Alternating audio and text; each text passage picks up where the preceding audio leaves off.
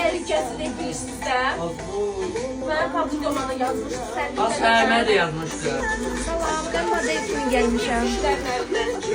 Model gəldi. Aşkolar, çay içirsiniz.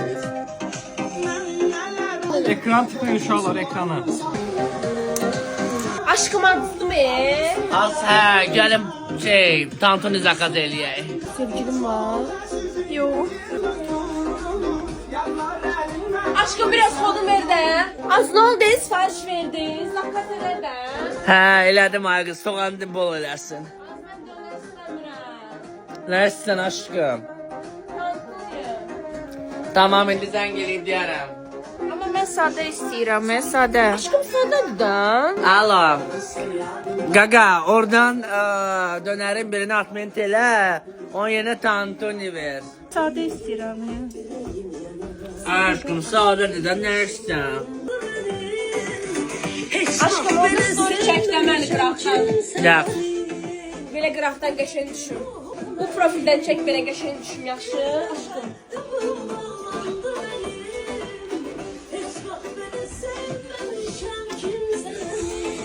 Orhan zəng eləyir ha qız. Səhillərə zəng vursun.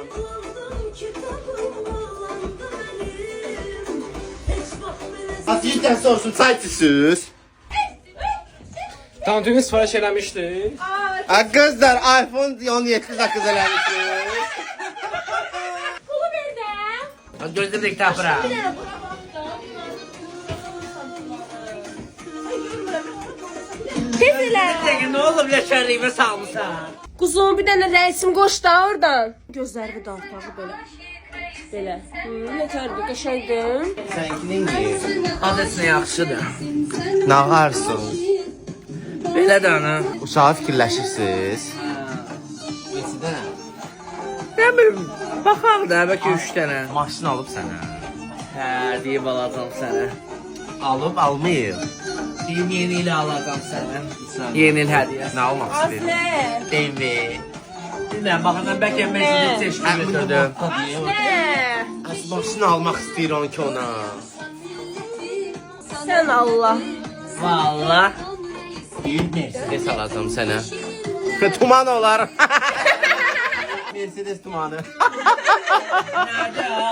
Nədir? Mənim tumanıma nə gəlib az? Aşkım yazılmısan. Bizdə prosta hər şey cədvəldəndir.